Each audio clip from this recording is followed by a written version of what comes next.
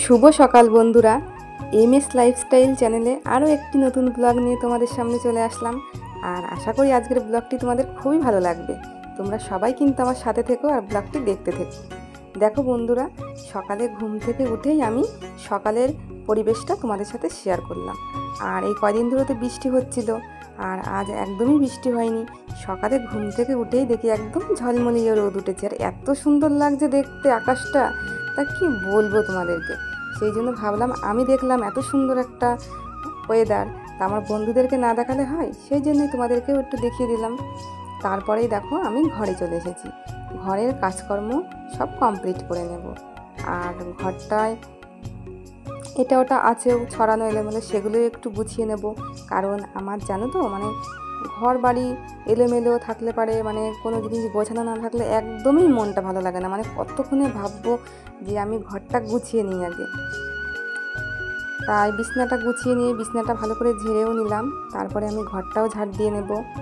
আর কিছু জামা কাপড়ও আমি ভিজিয়ে দিয়ে এসেছি, কারণ ওগুলো কাছাকাছি করে নেব। কয়েকদিন বৃষ্টি হচ্ছিল, দুদিন, সেদিন জামা কাপড় কাচতে পারিনি আমি। আর ছেলের জামা জমে গেছে, জামা প্যান্ট, সেগুলোই কেচে দেবো আজকে। আর আমাদের তো ঘরের বউদের তো প্রতিদিনের এক ডিউটি, আমাদের এগুলো করতেই হবে। এগুলো না করলে আমাদের দিন তো কাটবেই না সবারই। যে ঘরের সমস্ত কাজ করতে হবে, বাচ্চাকে দেখাশোনা করতে হবে, হাজব্যান্ডকে ঠিক মতো রান্না করে দিতে হবে, হাজব্যান্ড ঠিক টাইমে যাতে খেয়ে কাজে যেতে পারে। এই কাজগুলো তো আমাদের ঘরের মেয়ে বউদের তো করতেই হয়, বলো বন্ধুরা।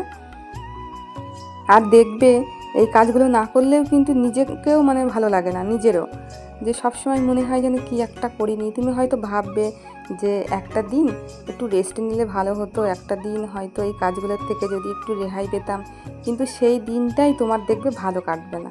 সেই দিনটাই মনে বেশ এই কাজটা আজকে করিনি, এই কাজটা করলাম না, সবসময় মনের মধ্যে কিন্তু এমন হবে। আর তুমি দেখবে কাজের মধ্যে থাকবে, তোমার মনটা কিন্তু খুবই ভালো লাগবে। হয়তো একটু কষ্ট হবে, প্রতিদিনই কাজ করতে কষ্ট হয়, কিন্তু কাজের মধ্যে সবসময় থাকলে খুবই ভালো লাগে। যে অন্যদিকে না থেকে নিজের ঘরের কাজ করি, নিজের ঘরের খুঁটিনাটি পরিষ্কার করি, সেগুলো কিন্তু খুবই ভালো। আমি যেমন দেখো বন্ধুরা, আমি কিন্তু কারোর সাথে অত গল্পও করি না। সারাদিন বাড়িতেই থাকি, ছেলেকে নিয়ে থাকি। ছেলেকে প্রাইভেট ওর বাবা একটু দিয়ে আসে সকালের দিকে, কারণ সকালের দিকে একটু ব্যস্ত থাকি। আর আনতে যাই ওকে, স্কুলে দিয়ে আসি, নিয়ে আসি, ছেলেকে নিয়ে পড়াই, ঘরের কাজ করি, রান্না করি। টাইমটা কিন্তু খুব সুন্দরভাবেই কেটে যায় আমার কিন্তু বোর লাগে না। খুবই ভালো লাগে যে সংসারের কাজকর্মে মেতে থাকা। আর আজকে আমি ঘর মুছতে বসে পড়েছি, কাপড় দিয়ে ঘর মুছছি। কারণ ঘর মোছার লাঠিটা দিয়ে আর মুছলাম না, কারণ ঘর মোছার যেই লাঠিটা সেটা দিয়ে তো সবসময় মুছি, কিন্তু সপ্তাহে একটা দিন হলেও এই ঘর মোছার এই কাপড় দিয়ে মোছাই উচিত। কারণ সব জায়গায় নোংরা থাকে, ঘর মোছার লাঠিটা দিয়ে মুছলে না খুব একটা দেখবা যে কোনায় কোনায় যেই নোংরাগুলো থাকে সেগুলো কিন্তু অতটা পরিষ্কার করা যায় না। এটা হাত দিয়ে যতটা পরিষ্কার করা যায় এভাবে মুছে, সেভাবে কিন্তু লাঠিটা দিয়ে মোছা যায় না। সেই জন্য সপ্তাহে একটা দিন করে আমি রেখে দিয়েছি, সেই দিনটাই আমি এই কাপড়টা দিয়েই মুছি। ঘর মোছার এই কাপড়টা দিয়েই আমি সব পরিষ্কার করে নিই। আর জানো তো বন্ধুরা, আবার ঘরের কিছু কিছু জিনিস একটু পরিষ্কার করতে হবে। আমার একটু টাইম পেলেই আমি সেদিনটা পরিষ্কার করে নেবো, কারণ আমার সব সময় এই ঘর বাড়িটা নিয়েই আমার থাকতে ভালো লাগে। যে এটা মুছলাম, এটা পরিষ্কার করলাম, এটা গুছিয়ে রাখলাম। আর জানো তো বন্ধুরা, আমার একটা জিনিস খুবই ভালো লাগে। আমার বাড়িতে যেই আসে না কেন সবাই বলে যে তোমার বাড়িটা না খুব সুন্দর, তুমি খুব সুন্দর করে গুছিয়ে রাখো। এই কথাটা শুনতে যে আমার এত ভালো লাগে সবার কাছ থেকে। আর আমার মনটা খুব ভালোও লাগে যে সবাই বলে আমার ঘরটা ভালো লাগে। সেই জন্য গোছানোর দিকে মনটা আরও বেশি চলে যায়। আর একদিন তোমাদেরকে আমি শেয়ার করব আমার ভিডিওতে, আমি ঘরবাড়ি কীভাবে পরিষ্কার করি, গুছিয়ে রাখি, তোমাদেরকে একদিনকার শেয়ার করে দেবো। তোমরা প্রত্যেকেই তোমাদের ঘরবাড়ি খুব সুন্দর গুছিয়ে রাখো, কিন্তু আমি কিভাবে গোছাই আমার ঘরটা তোমাদেরকে একদিন একটা ভিডিওতে শেয়ার করে দেবো। আমার ঘরটাও একটু ভালো করে গুছিয়ে নিতে হবে, কারণ আমি জানো তো বন্ধুরা, ঠিক 1 সপ্তাহ কি 10 দিন মতো হয় ঘরের সমস্ত জিনিস বের করে আমি আবার নতুন করে গুছিয়ে রাখি। এটাই আমার অভ্যাস, আমার বিয়ের আগের থেকে। আর তারপরে দেখো আমার তো ঘর মোছা হয়ে গেছে, সব কাজ হয়ে গেছে ঘরের। আর জামা কাপড়গুলো কেচে মেলেও দিয়েছি, খুব সুন্দর রোদ উঠেছে আর সব শুকিয়েও যাবে। আর তারপরে দেখো বন্ধুরা, আমি রান্নাঘরে চলে এসেছি। আর জানো তো, রান্নাঘরে মানে এসে তো ডিম ছাড়াচ্ছি দেখছো। আর আমার কিন্তু সকালে রান্না হয়ে গেছে। সকালে রান্না করেছিলাম আমি আলু সিদ্ধ ভাত, আর কাঁকরোল ছিল ঘরে, কাঁকরোল দিয়ে ডাঁটা দিয়ে আলু দিয়ে বড়ি দিয়ে, ডালের বড়ি যেটা, সেটা দিয়ে আমি একটা সবজির তরকারি করেছি।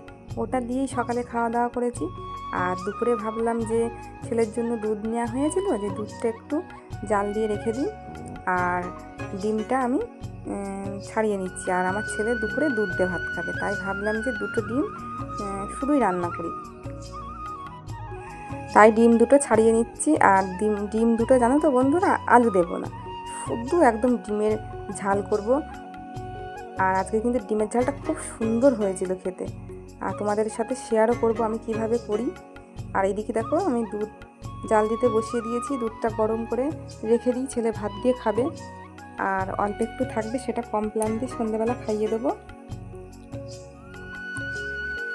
আর তারপরে দেখো, আমি কড়াই বসিয়ে দিয়েছি, দিয়ে তেল দিয়ে দিয়েছি, তেলটা গরম হয়ে গেছে। আর ডিম দুটো দিয়ে দিয়েছি, দিয়ে ডিমটা আমি একটু লাল লাল করে ভেজে নেব।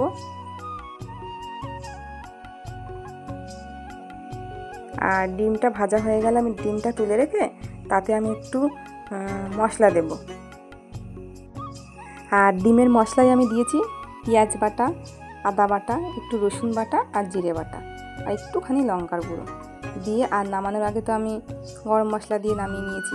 আর কি বলবো তোমাদেরকে, এত টেস্টি হয়েছে। আর যেহেতু দুটো ডিম, আর আমি সবসময় অল্প মশলায় খেতেই আমি পছন্দ করি, কারণ অল্প মশলা দিয়ে খাওয়াটাই উচিত সব কিছু। আর মশলাটা দেখো আমি ভালো করে কষিয়ে নিয়েছি তেলে। তারপরে আমি জল দিয়ে দেবো অল্প করে, দিয়ে ঝোলটা যখন ফুটে উঠবে তখন আমি ডিমটা দিয়ে দেবো।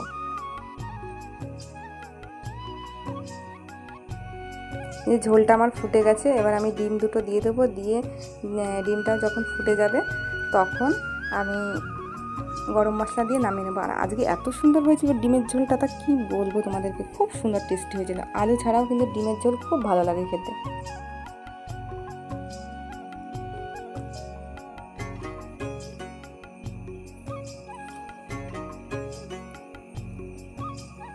আর ডিমের তরকারিটা আমি এবার নামিয়ে নেব। ডিমের তরকারিটা নামানোর পরে ডিমের তরকারির লুকটা ঠিক কেমন হয়েছে তোমাদেরকে একটু দেখিয়ে দিই।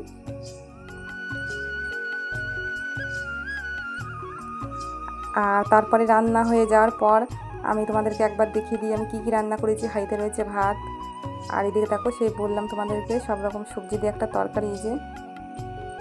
আর এদিকে হচ্ছে ডিমের ঝোল, আর সাথে আছে দুধ।